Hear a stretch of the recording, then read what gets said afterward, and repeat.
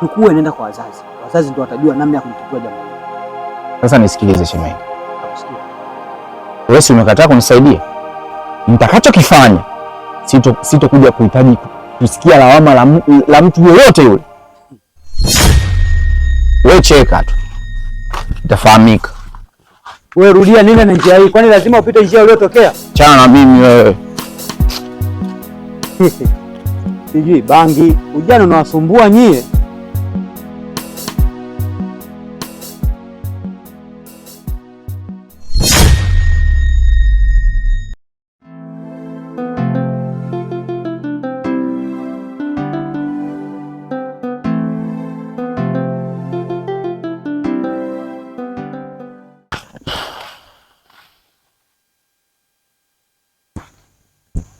Sasa nafanyaje hapa?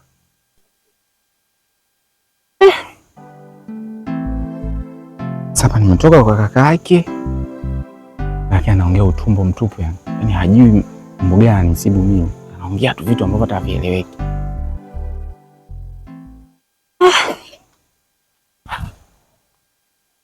Sasa nifanyeje? Mwanamke atakuwa ameenda wapi?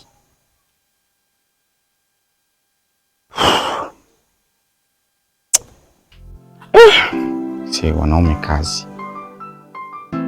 Okay, ngoja niachane nao kwanza hayo, niangalie kwamba nitakula nini.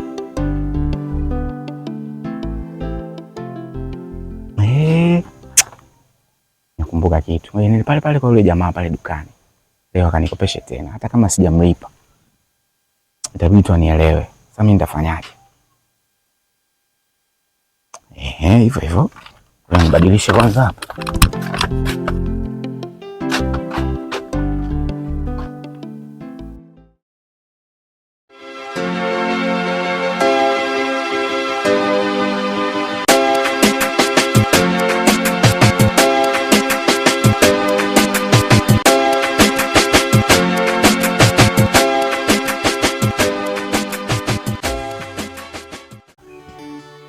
Wangu.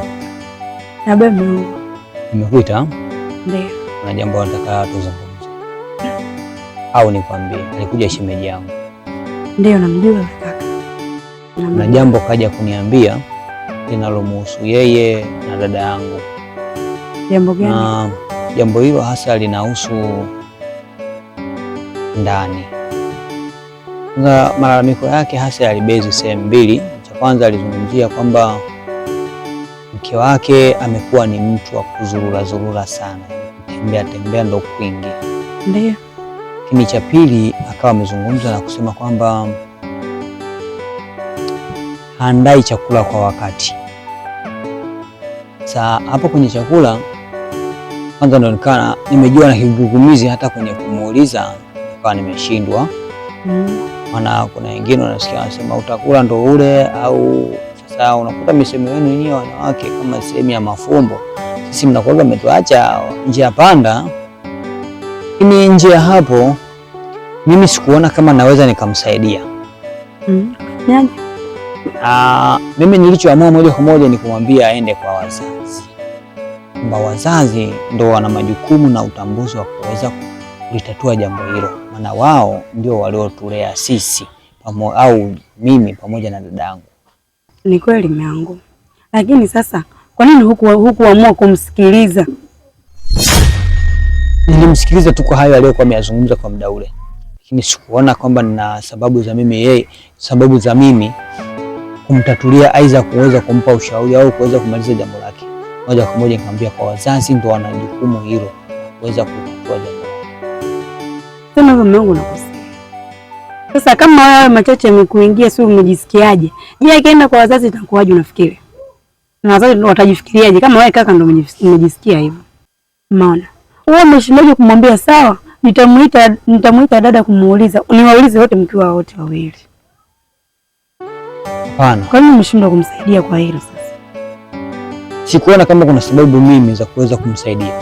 Na ndio maana nikamwambia aende kwa wazazi. Siko tayari kwa hilo. Unaonaje unikabidhi mimi ili swala, labda nimuite hivi hapa aje nyumbani? Labda tumuulize. Tujue shida nini? Sasa mume wangu, unachoshindwa hapo ni kipi? Kumuita tu wifi kuja hapa nyumbani ukamuuliza eti bwana shemeji kaja kaongea 1 2 3. Ni kweli? Mimi siwezi kujua matatizo ya dada yangu. Afu sipaswi kabisa kujua matatizo ya dada yangu. Yaani kabisa kwamba nasikia eti hajapika. Unajua hajapika nini? Hamna mume wangu. Ukisema ufikirie hivyo unakosea. Unajua mpaka baba hapiki afanye kazi, labda kuna shida. Maana tumuulize shida nini? Tutajua hapo hapo. Mume wangu anafanya somo. Mimi sijapenda. Siwezi nikamuuliza. Sasa shida nini? Nilimwambia tu moja kwa moja option ni kwenda kwa wazazi, sio kwangu mimi. Kwa vizuri sasa hivyo. Kuto kumsikiliza shemeji yako. Naomba unisikilize. Mimi kama mimi siwezi. Na nishamkatalia. Naomba niachie mkono. Naomba niachie. Nini hapa mume wangu? Sioni sababu za mimi kuja kutatua jambo la shemeji yangu. Naomba niachie. Naomba niachie. Nini hapa mume wangu? Sasa unaenda wapi mume wangu? Solve maisha yako. Ila tabia sio nzuri. Hivyo ndo kaka unayetegemewa hivyo. Kaka wao anayetegemewa leo hawezi kutatua shida ya mdogo wake. Haya mdogo wake aenda wapi? Salambia. Ndio nini mwingine sijui hapo.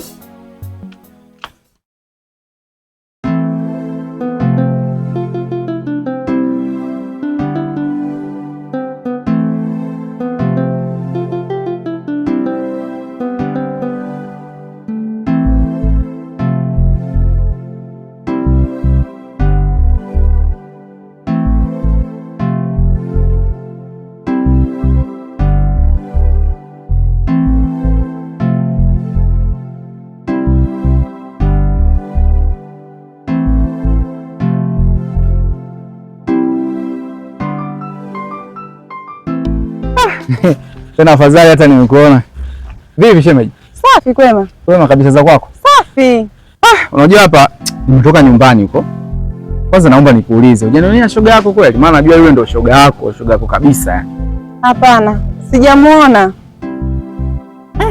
Usinifiche bana. Wewe sema tu ukweli. Siwezi ngakuficha shemeji. Ila naongea ukweli. Sinavyotaka na wewe. Kwanza shemeji, mimi sikuchelewesha kwenye mihangaiko yako. Sawa.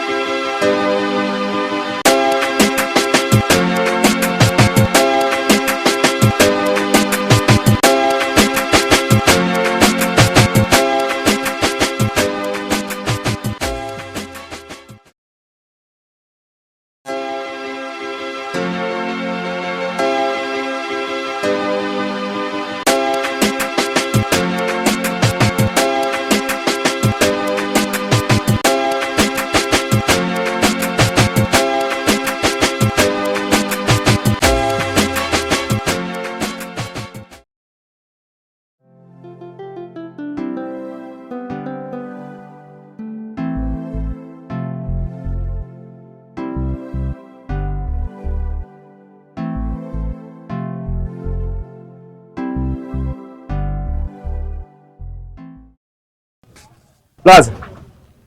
Vipi kijana? Habari yako kwanza? Salama kwema. Wewe maisha zako? Nzuri, karibu. Asante Blaza.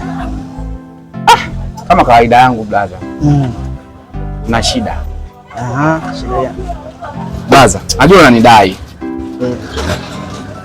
Ila naomba unikopeshe tena.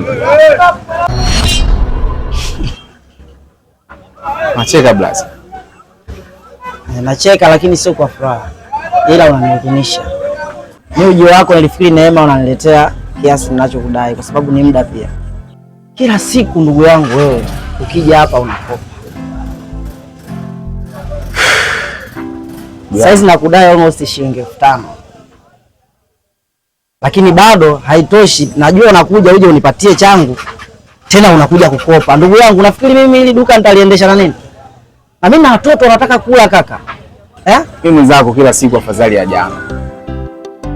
Mambo nikopeshe maharage robo tu. Na kuahidi na pesa unaonidai nikurudishie, nakuletea yote. Aliyekupa wewe ndio aloninyima mimi. Najua hilo. Na mimi mbona sijapata bado natafuta.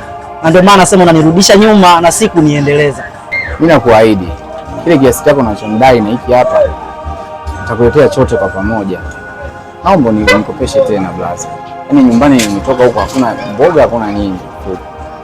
Nakudai 5,000, maharage robo 1,500, 6,500. Itakuwa 6,500. So unaniahidi hii hela utaleta lini?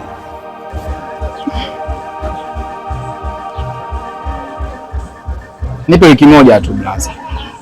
Wiki moja? Mimi nakuahidi. Sawa. Wewe mwanaume nakusaidia kama mwanamume wako. Maisha. Iko wapi nani? Wewe iko wapi ile kutetea mtu? Sawa.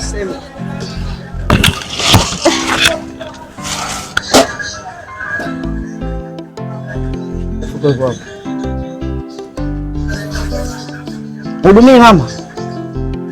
Kaka mzani. Sawa.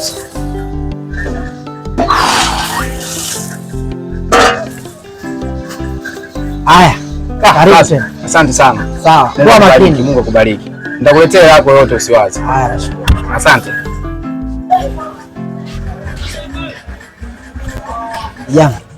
Siku nyingine kuwa makini na watu kama hao.